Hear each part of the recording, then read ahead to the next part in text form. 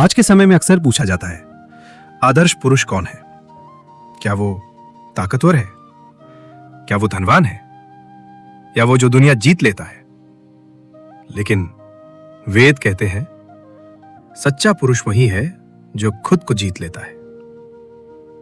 चलिए जानते हैं वेदों और शास्त्रों की दृष्टि से आदर्श पुरुष के गुण क्या है। ऋग्वेदा कहता है, सत्यम वद धर्मंचर, सत्य बोलो, धर्म का पालन करो। आदर्श पुरुष अपने आचरण में सत्यनिष्ठ होता है। वह सही और गलत के बीच भेद जानता है और कठिन समय में भी धर्म का साथ नहीं छोड़ता। महाभारत में युधिष्ठिर इसका प्रतीक है। मनुस्मृति कहती है, इंद्रियाणम प्रसंगेन दोषमश्नुति मानवः। इंद्रियों के वश में रहने वाला पुरुष पतन को प्राप्त करता है। आदर्श पुरुष अपनी इंद्रियों पर नियंत्रण रखता है।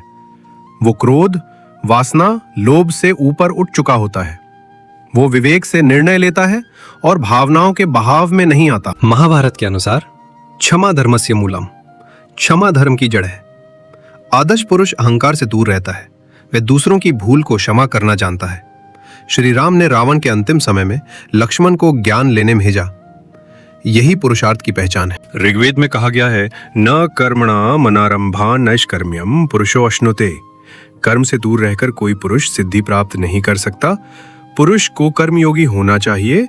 वह दूसरों पर निर्भर नहीं रहता, बल्कि अपने परिश्रम से जीवन बनाता है। अथर्ववेद कहता है, यत्र नार्यस्तु पूज्यन्ते रमन्ते तत्र देवता। आदर्श पुरुष स्त्री को पूजनीय मानता है, उसका सम्मान और रक्षा करता है। वो नारी को भोग की वस्तु नहीं, देवी का स्वरूप मानता है। राम का सीता के प्रति प्रेम, शिव का पार्वती के प्रति सम्मान, यही आदर्श पुरुष की मिसाल है। वेद कहते हैं, श्रवणम ज्ञानस्य द्वारम, सुनना ही ज्ञान का द्वार है। एक आदर्श पुरुष हमेशा ज्ञान की खोज में रहता है। वो अभिमानी नहीं, श्रोता और जिज्ञासु होता है। वो पंडित बनने से पहले विद्यार्थी बनता है। भीष्म पितामह ने कहा, न्याय के लिए प्राण भी जाएं तो चलेगा, अन्याय का साथ नहीं। आदर्श पुरुष निर्भीक होता है, लेकिन उसका साहस केवल बाहरी नहीं, आंतरिक भी होता है। वो दीनों की रक्षा और अन्याय का विरोध करना जानता है।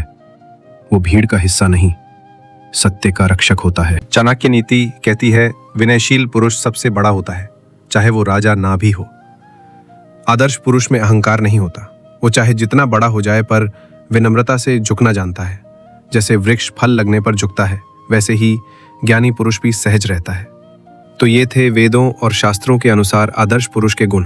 आज के युग में ऐसा पुरुष बनना शायद कठिन है, पर संघर्ष में ही पुरुषार्थ है। स्त्री सिर्फ एक शब्द नहीं, बल्कि सृष्टि की सबसे सुंदर रचना है।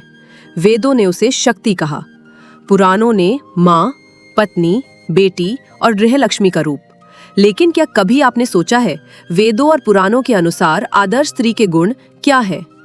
आज हम उसी प्राचीन ज्ञान से सीखेंगे एक स्त्री कैसी होनी चाहिए। रामायण में कहा गया है, पति के प्रति पूर्ण समर्पण ही स्त्री का धर्म है। माता सीता आदर्श नारी का प्रतीक है। वनवास, अपहरण, अग्नि परीक्षा, हर संकट में उन्होंने अपनी पतिव्रता निष्ठा नहीं छोड़ी। शास्त्र कहते हैं, ऐसी नारी घर में हो तो देवता स्वयं वास करते हैं। मनुस्मृति में कहा गया है, स्त्री की शोभा उसके आभूषणों से नहीं, उसके संयम और मर्यादा से होती है। आदर्श स्त्री अपनी बोली, चाल और व्यवहार में मर्यादित होती है।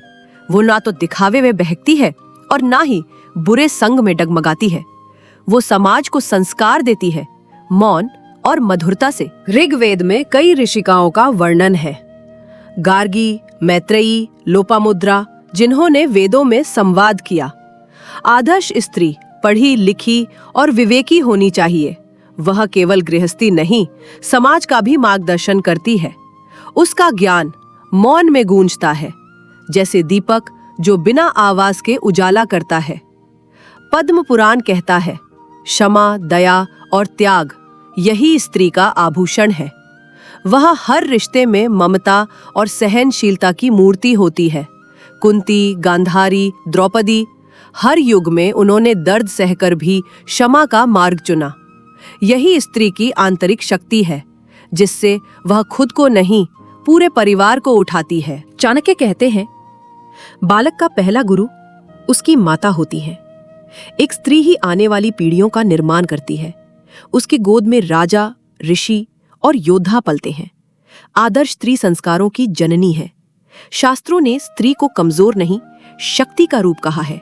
शिव की अर्धांगिनी पार्वती तपस्या में सबसे आगे, दुर्गा राक्षसों का वध करने वाली, झांसी की रानी देवी अहिल्याबाई, मीराबाई, ये सब उस आत्मनिर्भर स्त्री की मिसाल है जो बिना किसी पर निर्भर हुए अपने धर्म और उद्देश्य पर अडिग रही। स्त्री के वचन यदि मधुर हों तो घर स्वर्ग बन जाता है। वह तानों और गुस्से से नहीं, प्रेम और विनम्रता से घर बांधती है। वह सबकी बात सुनती है पर अपने शब्दों से हर दिल को छू लेती है। यही एक सच्ची स्त्री की पहचान है, वाणी में शांति और मुस्कान में शक्ति। स्त्री त्याग और सेवा का स्वरूप है। देवी अन्नपूर्णा, जो अन्न देती है पर खुद कभी नहीं मांगती। शबरी, जो प्रेम से जूठे बेर राम को अर्पित करती है। ये स्त्रियां सिखाती है कि त्याग में ही परिपूर्णता है। आदर्श स्त्री सेवा में आनंद खोजती है। वेद और पुराणों की नजर में स्त्री कोई निर्बल प्राणी नहीं, बल्कि वह धैर्य, प्रेम, बुद्धि और त्याग का संगम है। वो केवल नारी नहीं, साक्षात शक्ति है।